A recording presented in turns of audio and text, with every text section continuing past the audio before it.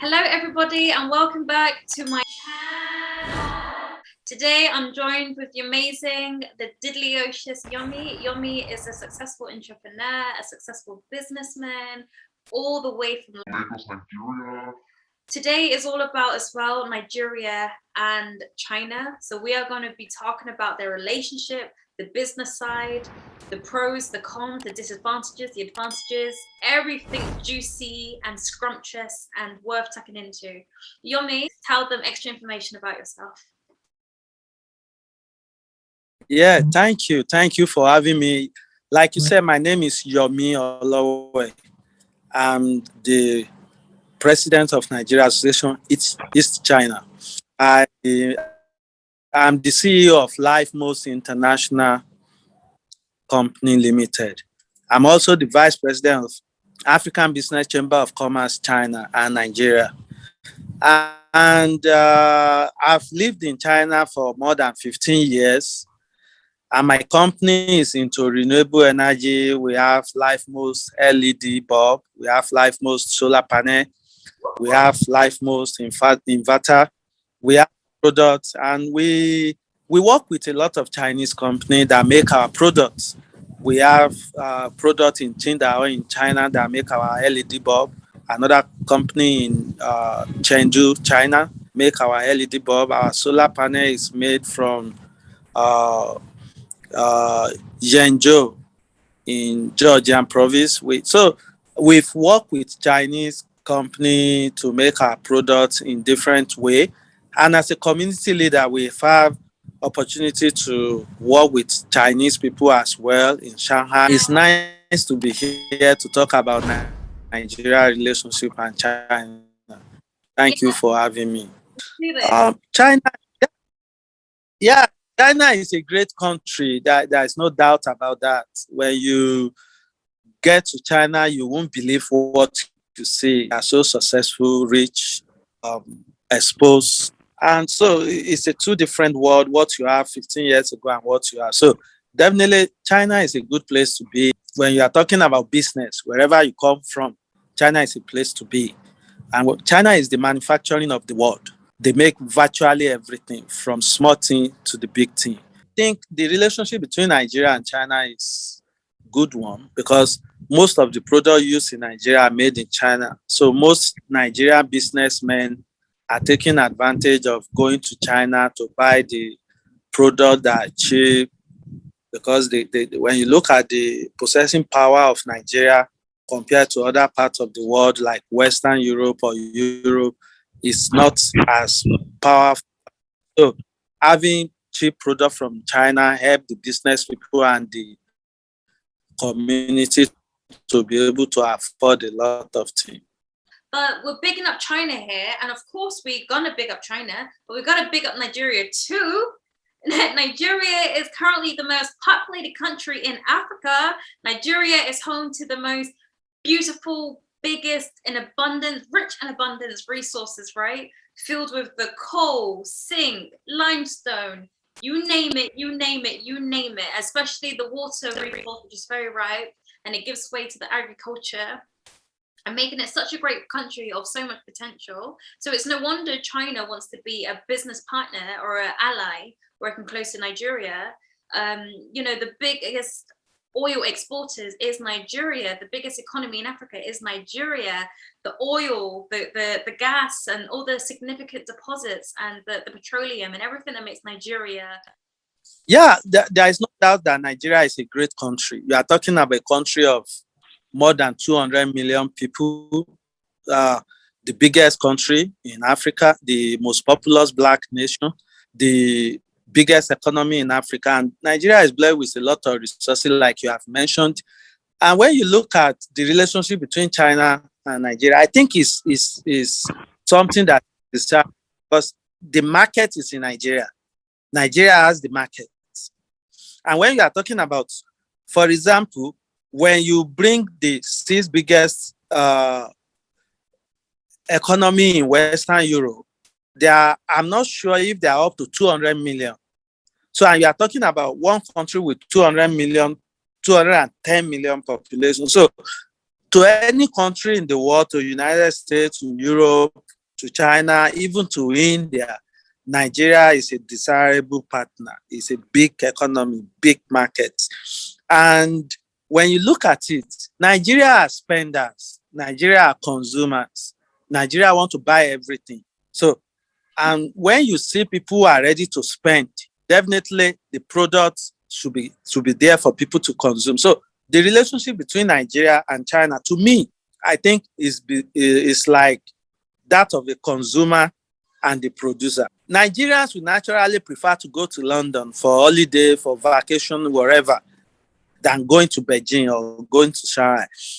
Nigeria relationship with Chinese is mainly business, I think.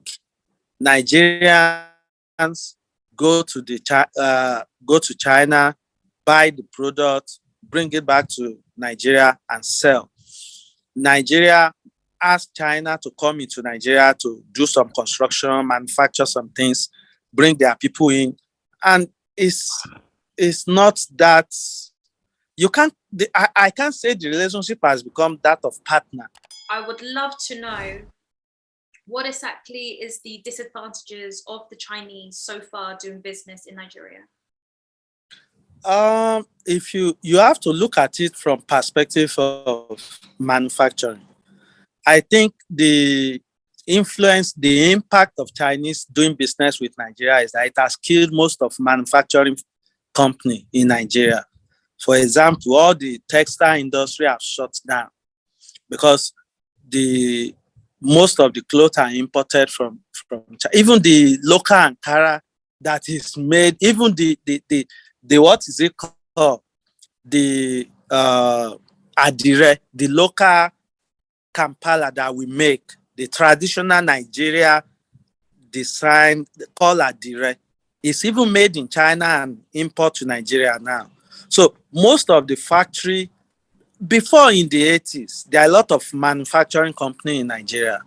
There are a lot of factory everywhere. You see textile industry, you see almost everything we use in Nigeria were made in Nigeria, apart from high technology products. But today, everything is imported from China. Even those who try to start manufacturing in Nigeria cannot compete with Chinese, because even with the freight and clearing, Chinese products are still far, far cheaper than what is made in Nigeria. And for example, you can get a phone of 5,000 made in China in Nigeria, 5,000 naira made in China in Nigeria. But you can't get a phone as cheap as 5,000 naira in China. So the relationship has killed the manufacturer industry in Nigeria. The relationship has even affected even the businessmen, because you see Chinese now selling retail products in Nigeria markets. A lot of Chinese, when you go to Lagos, you see a lot of Chinese selling like Nigerian, which you can't do in China. So when you look at the impact of Chinese doing, and I don't blame China. I think the Nigeria government is the one that did not secure. When you look at agriculture, this current government have invested a lot of money into agriculture in Nigeria. But Nigeria are not making money from because you see Chinese going to the farm, buy directly from farmer. So how does it benefit the farmer? Because Chinese just go there, price it down, show them money, and they buy. And in the 80s, that we have what is called the agricultural board that fix the price, protect the farmer. That you cannot just, I don't think there's anywhere in the world where foreigner go directly to the farmer and buy from farmer. Where foreigner will boycott the middlemen, every other standard, and buy directly. That means they don't have to pay the duty, the local duty, the tax and everything. They just buy this thing directly from farmer. So when you look at all this, I don't think from this area, this relationship with China has benefited Nigeria.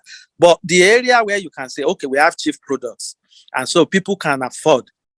Most of the product is available and reasonable, the price is cheap. But when you look at the standard of these products, they are substandard as well. So every advantage that this thing has brought has another disadvantage. Is two-way to a coin. Yeah, and I think a good example of the advantage disadvantage imbalance would be, so I know like the Chinese is providing a lot of jobs now, a lot of job opportunities to work for them. But the downfall, and that's obviously helpful for those who are facing heavy unemployment. But the downfall is maybe there's a lot of Nigerians who are now becoming dependent on the Chinese for work. Let me know what you think about that. I think it's good for the Chinese to come in. We cannot leave African economy to the West, to the European and the American. We need competition. And Chinese coming into Africa has helped to lift up the competition. At least you can see the Europeans stepping up and the Americans stepping up because of Chinese, which is good. It's good for the economy. But the area, when you look at the working, the condition of work for those who work for Chinese company, yes, there are a lot of Chinese companies in Nigeria now. You have them and they employ Nigerians. And at least I think that has created employment for those who work for them, which is another good part of the relationship. But what we are saying is the Chinese should do more to employ local people at the high level vacancy. For example, when you look at the Nigeria railway that is currently going on, the Nigerian engineers should be employed and trained so that when the Chinese leave, Nigerian engineer can take over the running of this, which I believe the Minister of Transport has said that the Chinese are training Nigerians and the Nigeria will take over. So, and I remember in Beijing, there was a program that trained some African Nigeria in Chinese school in a lot of technical and engineering. So I think they should do more because we cannot just rely on the Chinese to come to Africa and take over the job that African can do. Absolutely. Because when you are talking about construction, at least the construction, everything about construction should be for the locals. Absolutely. Besides even when you are talking about engineering, which aspect of engineering you want to talk about, you can find Nigeria that is qualified. From our data in China, we have more than 10,000 Nigerians studying in China in different industries, many Nigerians. So if they need Nigerians that speak Chinese for them to be able to communicate, I think there are a lot of Nigerians who have studied in China who can speak Chinese, Mandarin very well and can communicate. So that should not be an excuse. And another area, I think the government has to create a kind of policy that encourage Chinese to hire local more. So we can't put every responsibility on the Chinese to make the decision. The government have to come with a plan or a rules, a kind of standard for foreign company that you have to hire local, so percentage of your workforce has to be local. Mm-hmm. Like in China, it's a rule that if you open a company in China, if you employ 2 African, you have to employ 5 Chinese. That is the rule for us. So my company in China is like that. They will tell you, you have to employ Chinese. So I think we can do the same in Nigeria. In Nigeria, there are organizations that do those things. Like we have Standard Organization of Nigeria. We have NAFDAC when it comes to health and health product and other things related to that. So it's just unfortunate that these organizations are not doing their job or probably not doing as much as they should do. So making sure the quality and the standard of product coming to Nigeria should not be a problem because that is the main duty of this organization. But the other area that I think about hire of local, I think this is a simple policy. But when you are the one that is borrowing, I think the person who give have more advantage because Nigeria is taking so much loan from China now. So it might affect the Nigeria ability to stand their ground in some area. But I think the problem is the fact that the government, do they really care about their people? And that's exactly what is itching me right now. Because, you know, when it comes to things like corruption, it's not so much about the policies that can easily be manipulated. It's also what comes out of poverty, right? Criminal activity comes out as a response of poverty, right? Yeah, you can't take corruption out of all this. Definitely corruption play a part. You can have a lot of investment in any economy and it will not translate to better life for the local people. Because if you invest 5 billion into Nigeria economy and the money goes directly back to where it's coming from, how does it benefit the local people? Though the government has invested a lot of money in infrastructure, they have done so much in road construction, rail construction, and other infrastructure. But the importance of infrastructure is to affect life of the people positively. And like you said, Nigeria do well outside the country, in Europe, in US, and all over the world. But Nigerian youth have not been able to replicate the same energy that they have outside Nigeria and Nigeria. Yeah, the reason is because of the system. The system is corrupt. The contract the Chinese government signed with their people is that we make your life better. You will have every good thing. So just listen to us and do what we say. But we've not had any government in Nigeria that will sign the same contract with Nigeria. No matter how strong Nigeria agriculture is, we cannot survive without manufacturing. At least let's make those things we can make. Let's engage, create employment. Our youth, we have 65% of the population who are youth. And these people are ready to work. We have cheap labor already. We have people who are ready to work. Let's take advantage of this. We might not be able to compete with Microsoft or Apple or Amazon, but we can make those little things that we can use. I believe you said there's a difference between made in China and made for China. There is difference between made in China for China and made in China for Africa. The quality of product that is made for China is far, far better than the quality of product that is made in China for Africa. So when you look at all these phones in Nigeria market, majority of them are not even in China, like Techno, like Infinite. All these phones are only for Africa. You don't see them. Someone gave me a Techno to take to China to repair. They cannot repair it in China because this phone is not in China. But these are popular phones in Africa, in Nigeria. So most of the products that are made for Nigeria, the quality are not as good as those ones that are made in China. By the same factory, the price, can the African afford this quality phone or this quality product of like American standard? In China, when we go to factory, we ask them for American standard or British standard. These are the top grade A quality. But when you look at the price compared to the quality of the price we brought to Africa, it's totally two different things. So that is why we need to make our own products in Africa. When we talk about it being a win-win, a win-lose, or a catch-22, what's your take?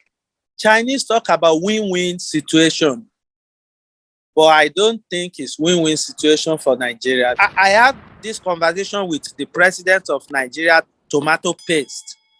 The man told me they cannot compete with Chinese products, tomato paste that is imported from China. That is why majority of them stop producing tomato paste. For me, I don't think it's win-win situation for Nigeria, but I think it has helped Chinese to expand their economy. It's create market for their products, so the Chinese factory can keep producing. Win-win, win-lose, catch-22. It's all just a massive juggle ball, isn't it? We need smart leaders in Africa. and in Nigeria, people who understand the foundation of economics, the fundamentals of economics, people who understand how to grow economy, and the leaders that understand that the governance is about the people, not about selfish interest. Yes. So once we have leaders who understand the fundamentals of economy, like a lot of people talk about current Nigeria president that is so honest. Honesty is not enough. You need to understand the fundamentals of economy. And you have to understand that governance is about the people. Once you understand these two things, that means you know that the economy makes the country runs, because the people need every basic necessity of life to function. And from there, you can grow the economy. And when you grow the economy, there will be the creation of wealth. And when there are creation of wealth, poverty disappears and the country can grow. But with the situation with Chinese, I don't think it's win-win, seriously, because the Chinese are about their interests. Everything they are doing in Africa is to protect their people, to care for their people, to create employment for their people, to make money back to China. So until we understand that we have to make money for our people, we have to provide for our people, we have to sponsor and take care of our schools, our hospitals, our road for the people.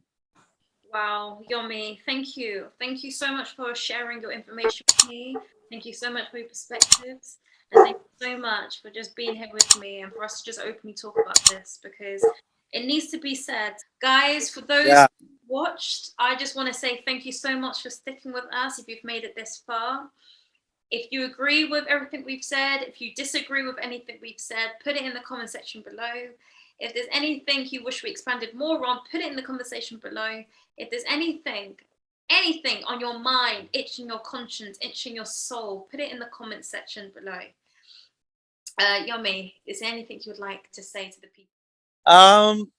Thank you for giving me the platform to share on this. Your program is quite interesting. I learned a lot of things from you. Thank you for having me. Thank you, everybody.